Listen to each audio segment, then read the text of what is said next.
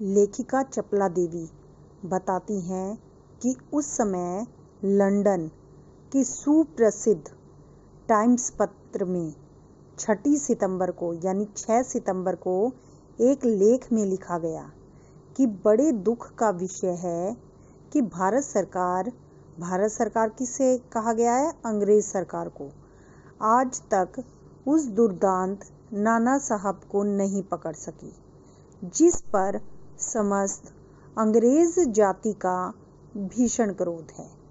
यहाँ पर प्रश्न बनता है कि अंग्रेज जाति नाना साहब को दुर्दांत क्यों मानती थी कि दुर्दांत नाना साहब को नहीं पकड़ पाई। 1857 के स्वतंत्रता संग्राम में कानपुर में अंग्रेज नर नारियों की क्रूर हत्या की गई थी। इसके लिए अंग्रेज जो जाति थी वह क्रांतिकारियों को दोषी मानती थी।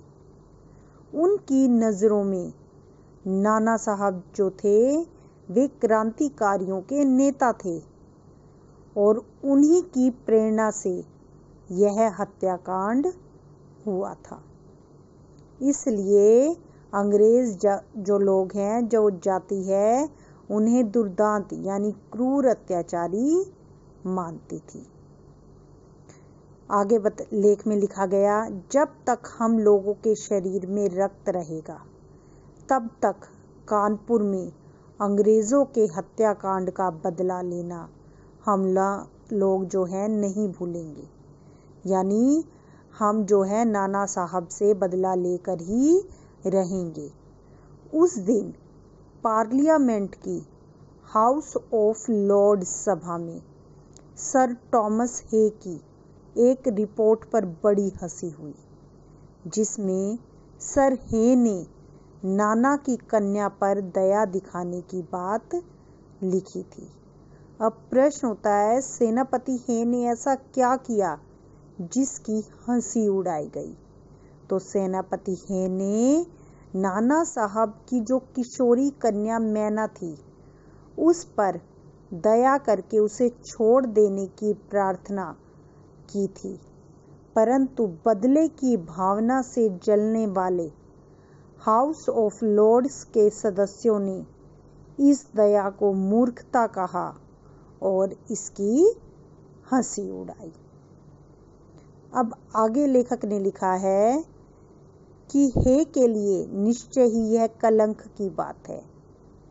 उन्होंने इस बात को सेनापति हे के लिए कलंक की बात कहा है, क्योंकि जिस नाना ने अंग्रेज नर नारियों का संहार किया उसकी कन्या के लिए क्षमा, अपना सारा जीवन युद्ध में बिताकर अंत में वृद्धावस्था में सर थॉमस हे एक मामूली महाराष्ट्र बालिका के सौंदर्य पर मोहित होकर अपना कर्तव्य ही भूल गए।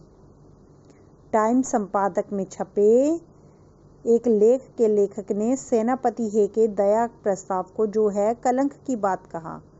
उसकी नज़रों में नाना साहब ने कानपुर में अंग्रेज नर नारियों का क्रूरता से वध करवाया था, और दूसरा उसे लगा शायद वह महाराष्ट्रीय कन्या के सौंदर्य पर मोहित हो गए हैं। हमारे मत में नाना के पुत्र, कन्या तथा अन्य कोई भी संबंधी हो, जहाँ कहीं भी मिले उसे मार डाल देना चाहिए।